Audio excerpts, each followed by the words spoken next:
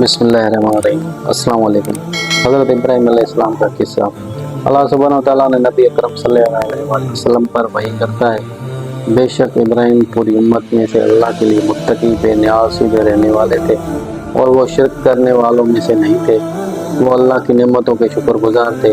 اس نے انہیں منتخب کیا اور اس کی رہنمائی کی سیدھے راستے کی طرف، اور ہم نے اسے دنیا میں بھلائی عطا کی اور آخرت میں وہ نیک لوگوں میں سے ہوگا۔ پھر ہم نے آپ کو وحی کی کہ ابراہیم کے طریقے کی پیروی کرو، خاص اللہ کے لیے، اور وہ مشرکوں کافروں وغیرہ میں سے نہیں تھا۔ بابل کے قدیم سرزمین موجود عراق میں ایک لڑکا جس کا نام ابراہیم علیہ السلام تھا، ماضی کے انبیاء کے پیغام کو آگے بڑھانے کے لیے پیدا ہوا۔ لوگ اپنے بت پرستی کے طریقے جاری رکھے۔ وہ اپنے بنائے ہوئے خداؤں کی پرستش کرتے تھے جو پتھر اور لکڑی سے ہاتھ سے تراشے گئے تھے۔ ہو سکتا ہے کہ ان کے لیے اپنی بنائی ہوئی چیز کی پرستش کرنا، عبادت کرنا آسان ہو، کیونکہ ان کے اپنے ہاتھوں سے بنائے گئے خدا نے انہیں صحیح یا غلط میں سے انتخاب کرنے کا اختیار نہیں دیا نہ دیا ہے۔ ابراہیم علیہ السلام دوسرے بچوں کے برعکس تھا۔ وہ ان کے بت پرستی کے طریقوں کا شکار ہونے کا شکار نہیں تھا۔ وہ سچائی کا متلاشی تھا، اور اس کے خالق نے اسے ذہین بنایا، جیسا کہ سورۃ الانبیاء آیت 51 میں مذکور ہے۔ بے شک ہم نے ابراہیم علیہ السلام کو اس سے پہلے بھی حکمت عطا کی تھی، اور ہم نے خوب جانتے ہیں۔ اللہ سبحانہ و تعالیٰ کو ابراہیم علیہ السلام کی صلاحیت کا علم تھا، اور اس نے نبوت کے مشن کے ساتھ ان پر بھروسہ کیا۔ اس نے ابراہیم علیہ السلام کو لوگوں کی رہنمائی کے اور توحید کی تعلیم دینے کے لیے بھیجا۔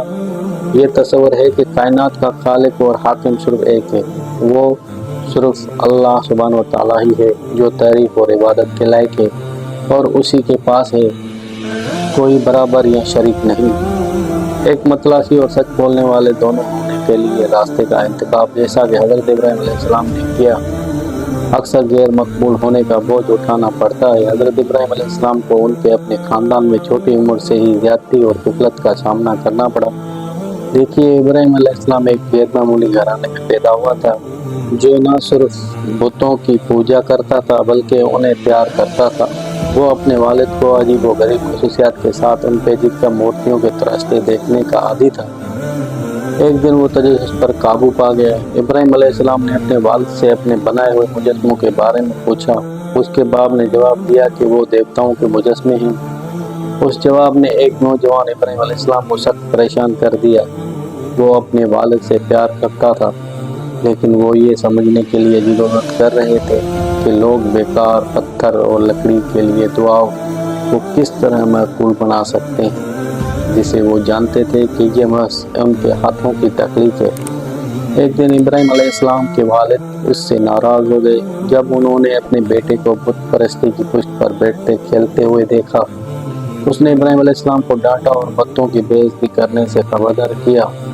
ابراہیم علیہ السلام نے پھر موقع پا کر پوچھا، ابا یہ کیا مجسمہ ہے؟ اس کے بڑے کان ہیں، ہمارے سے بڑے۔ اس کے والد نے جواب دیا، یہ مردوک ہے، دیوتاؤں کا دیوتا بیٹا، یہ بڑے کا اس کے گہرے علم کی علامت ہے۔ ابراہیم علیہ السلام جو اس وقت صرف 7 سال کے تھے، اپنے والد کے جواب کی بےہودگی پر ہنس پڑے، کیونکہ وہ بہتر جانتے تھے۔ حضرت ابراہیم علیہ السلام کے والد کون تھے، اس بارے میں مختلف آرائیں ہیں۔ قرآن میں آزر نامی شخص کو حضرت ابراہیم علیہ السلام کا باپ کہا گیا ہے، اور اے محمد، جب ابراہیم نے اپنے باپ آزر سے کہا، کیا تم بتوں کو معبود مانتے ہو؟ بے شک میں تم کو اور تمہاری قوم کو سری گمراہی میں دیکھتا ہوں۔ یہ نظر صحیح البخاری 3350 کی حدیث میں بھی ظاہر ہوتا ہے۔ ابو ہریرہ رضی اللہ تعالیٰ عنہ کو یاد ہے کہ رسول اللہ صلی اللہ علیہ وسلم ابراہیم کے والد کو آزر کہا تھا۔ تاہم ابتدائی علماء کے ایک گروہ بشمول ابن عباس کا خیال ہے کہ ترک ابراہیم کے والد کے نام یہ نام ترک تیرا کے بائبلی بیان کے ساتھ حکمت واضح کھینچتا ہے۔ قرآن میں فراہم کردہ نام کو بلانے کے لیے یہ خیال کیا جاتا ہے کہ آزر ایک لقب تھا جسے مقامی لوگ تسلیم کرتے تھے، یا اللہ سبحانہ و تعالیٰ نے اسے اپنے اصل نام سے رجوع کرنے کا انتخاب کیا ہے۔ شیعوں کا عقیدہ ہے کہ سلسلہ نبوت خالص اور شرک سے پاک ہے، اور اس لیے آزر کے اپنے حیاتیاتی پاک ہونے کا خیال کو رد کرتے ہیں۔ اس کے بجائے عربی لقب جو قرآن میں استعمال ہوا ہے، ضروری نہیں کہ اس کا مطلب حیاتیاتی باب ہو، بلکہ اس کا استعمال چچا کے لیے بھی ہوتا ہے۔ لہذا ان کا ماننا یہ ہے کہ اس کے والد اس کی پیدائش سے پہلے ہی فوت ہو گئے تھے اور اس کے چاچا نے اس کی پرورش کی۔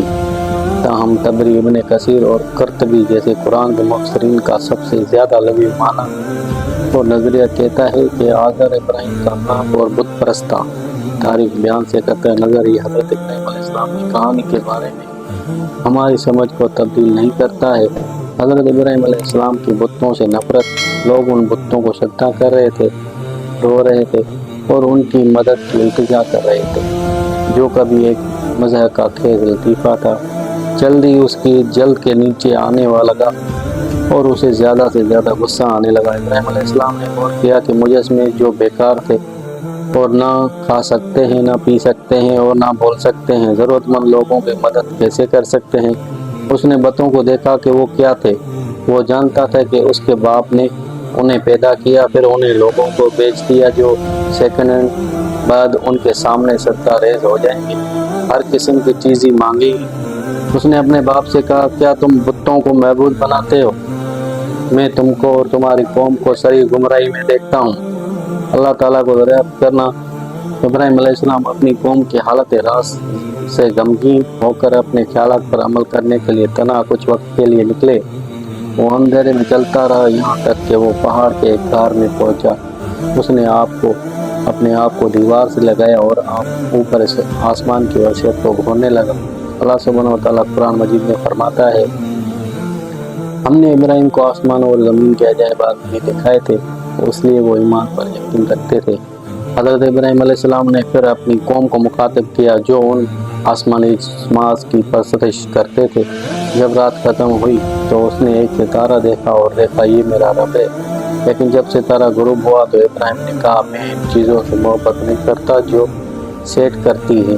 پھر اس نے چاند کو بڑھتا ہوا دیکھا اور کہا، یہ میرا رب ہے۔ لیکن جیسے ہی چاند غائب ہو گیا تو ابراہیم علیہ السلام نے کہا، اگر میرا رب میری رہنمائی نہ کرے تو میں یقیناً گمراہ لوگوں میں سے ہو جاؤں گا۔ پھر آپ نے سورج کو دیکھا اور فرمایا، یہ میرا رب ہے، یہ سب سے بڑا ہے۔ پھر جب وہ اتر گیا تو اس نے کہا، اے میری قوم، قرآن کے بہت سے مفسرین نے حضرت ابراہیم علیہ السلام کے مقابلے کو ان آسمانی جسمات کو الہی تسلیم کرنے کے طور پر نہیں بلکہ ان تمام علم نجوم کی نشانیوں کے خلاف ایک حکمت عملی کی دلیل کے طور پر تعمیر کیا ہے۔ وہ منطقی طور پر اللہ سبحانہ وتعالیٰ کے ابدی وحدانیت سبحانہ وتعالیٰ کے علاوہ تمام موجود چیزوں کی عارضی نوعیت کو ظاہر کرتا ہے، جو ہر لمحہ ہر چیز کی پرورش اور برقرار رکھنے کا ذمہ دار ہے۔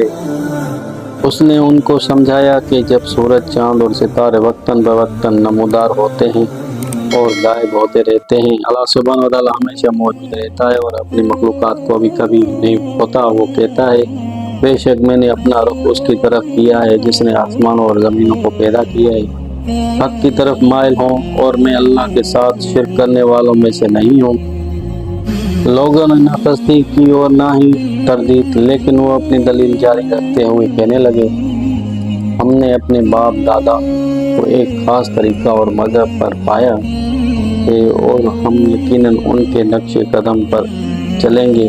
کیا تم اللہ سبحانہ وتعالیٰ کے بارے میں مجھ سے جھگڑ رہے ہو حالانکہ اس نے مجھے ہدایت دی ہے؟ ابراہیم علیہ السلام نے پوچھا کہ میں ان بتوں سے نہیں ڈرتا جن کو تم اس کے ساتھ شریک کرتے ہو، کوئی مجھے نقصان نہیں پہنچا سکتا جب تک میرا رب نہ چاہے۔ میرا رب اپنے علم میں ہر چیز کو گھیرے ہوئے ہے۔ کیا تم ہوش میں نہیں آؤ گے اور میں تمہارے شریک معبودوں سے کیسے ڈروں جبکہ تمہیں اللہ سبحانہ تعالیٰ کے ساتھ شرک کرنے میں کوئی خوف نہیں ہے جس کی اس نے کبھی اجازت نہیں دی ہے۔ سیکیورٹی کا زیادہ حق کس فریق کو ہے؟ بتاؤ اگر تم واقعی جانتے ہو۔ اس بحث سے ہمیں حضرت ابراہیم علیہ السلام اور اللہ سبحانہ تعالیٰ کی وحدانیت کے عطا کو سبحانہ تعالیٰ کی پیشن گوئی کی حکمت کا علم ہوتا ہے۔ قرآن ایک یاد دہانی پیش کرتا ہے اور اس کی نشانیوں میں سے رات اور دن اور سورج اور چاند ہیں۔ نہ سورج کو سجدہ کرو اور نہ چاند کو، بلکہ سجدہ کرو اللہ سبحانہ تعالیٰ کو جس نے ان کو پیدا کیا ہے، اگر تم اسی کی عبادت کرتے ہو۔